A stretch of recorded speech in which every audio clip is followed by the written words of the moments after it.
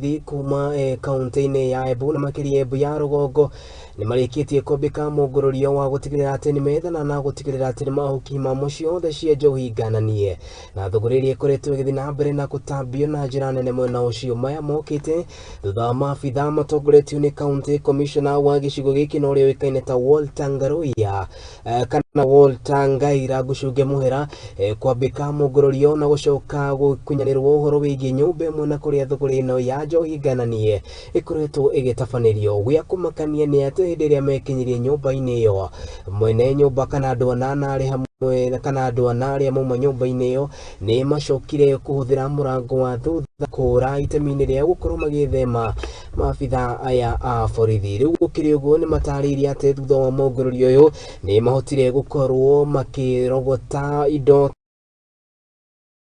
hamwe na makĩrĩ ruo yikiro njohi ino ngananie. Maya mokite riri bara ya kuhurana na njohi ngananie gitaru-ini kia Mount Kenya yonekanyite guthi na mbere na kunyitithio thinga. Riu ni athiite na mbere na ukaira na muingi na tukuma kaunti-ini ya Embu no indi gitaru giothe kia kana gia gatagati gutigirira ati ni manyitanira na maabitha a muohio gutigirira ati mahukia wendia hamwe na thuguri ino ya njohi ngananie.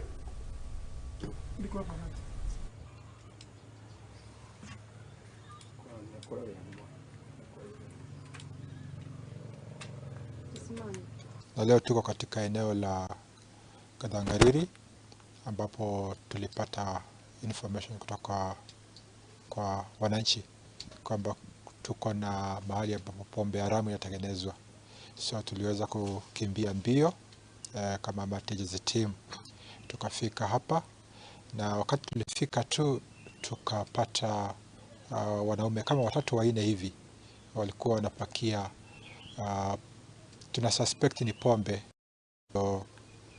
haina lebo katika hii gari ya Probox iko nyuma yetu, na wakati walipoona tukaingia hapa ndani tukaweza kuangalia na tumeweza kupata kwamba kuna chupa ambayo ni karibu 350 500 ml imepakiwa tayari.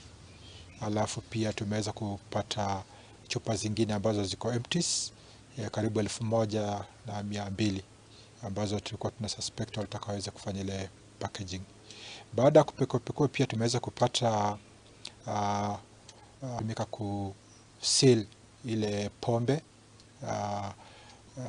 bottle tops. Tumeweza kupata pia sukari nguru karibu magunia 4. Tukaweza kupata pia molasses lita 10 ambayo inaenda katika market na vijana wetu waweze kutumia hii pombe. Si vijana wetu katika eneo hili ni kwamba wasitumie kitu ambacho hawajui. Tuko na zile mashirika serikali kama KEBS ambayo inatumika katika kuangalia bidhaa kabla haijatumika. Kwa hivyo kitu kama hii ambacho hakina lebo yote inaweza dhuru maisha yetu na si nzuri kutumia. Kwa hivyo ningeweza kuona vijana wajaribu kutumia ile pombe ambayo imekaguliwa.